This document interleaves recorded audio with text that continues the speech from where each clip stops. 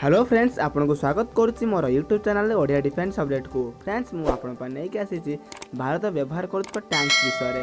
आसतु जानिया भारत कौन कौन टैंक्स व्यवहार करुच्ची और तार किसी डिटेल्स। वीडियो को स्किप न करी शेष पर्यंत देखंतु।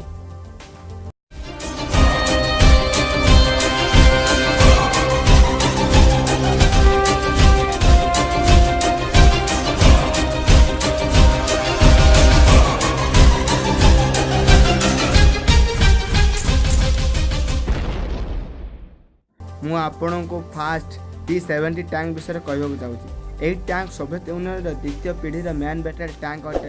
यह इंडियन वर्सन को T-72 अजय ना जना जाए। मौजूदा समय विपद को देखी यही टैंक किसी मॉडिफाई करा जायछि। यही टैंक रे भारत निर्मित 1000 हॉर्स पावर इंजिन को व्यवहार करा जायछि। यही टैंक ओजन 41.5 टन अटे और यार लेंथ 9.53 मीटर और वेथ 3.59 मीटर और यार हाइट 2.2 मीटर अटे। यही टैंक रे 125 mm स्मूथ बोर्ड गन व्यवहार करा जायछि। एथिरे 7.62 mm मेसिन गन व्यवहार करा जायछि और यार 12.7 mm NSVT anti aircraft gun को व्यवहार करा जायछि। यही टैंक मैक्सिमम स्पीड 80 km/h। यार ऑपरेशनल रेंज 460 km। यही टैंक प्राय 50 वर्ष कार्यकाल हो गला। यह इंडियन आर्मी रे प्राय 2414 T-72 टैंक व्यवहार करा जाउछि।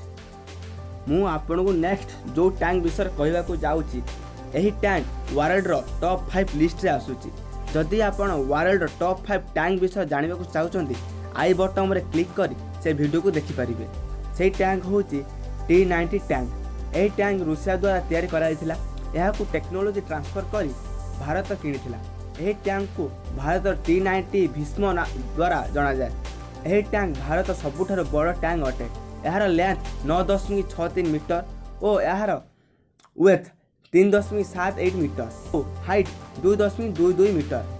यही टैंक को बहुत प्रकार एडवांस फ्यूचर लेस करा जायछि। यही टैंक रे 125 mm स्मूथ बोर्ड कैनन रो गन व्यवहार करा जायछि और 12.7 mm anti aircraft heavy machine gun व्यवहार करा जायछि।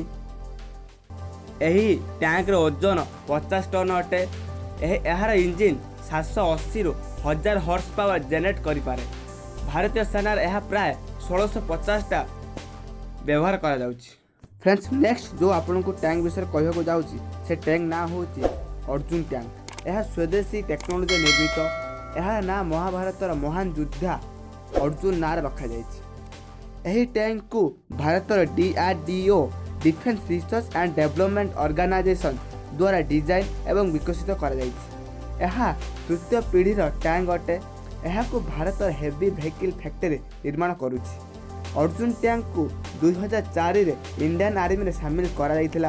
अर्जुन टैंक रे दुईटा वेरिएंट अछि, अर्जुन मार्क 1 एवं अर्जुन मार्क 2। जेते बेले अर्जुन टैंक को इंडियन आर्मी रे शामिल करा गला सेतेरे आर्मी किछि चेंजेस करिया पई अनुभव कला। सेति पई एते टोटल 93 गुरुत्वपूर्ण अपग्रेड करा गला। एही अपग्रेड रे अर्जुन टैंक ना रखा गला अर्जुन मार्क 2। एही दुईटी टैंक रो स्पेसिफिकेशन पूरा पूरी अलग। अर्जुन मार्क 1 रो ओजन 58.5 टन अटे और मार्क 2 रो ओजन 68 टन अटे। हेले एही दुई टैंक रो उच्चता लंब चौड़ा पूरा सेम। एही टैंक रो हाइट 2.32 मीटर और यार लेंथ 10.638 मीटर और यार वेथ 2.864 मीटर।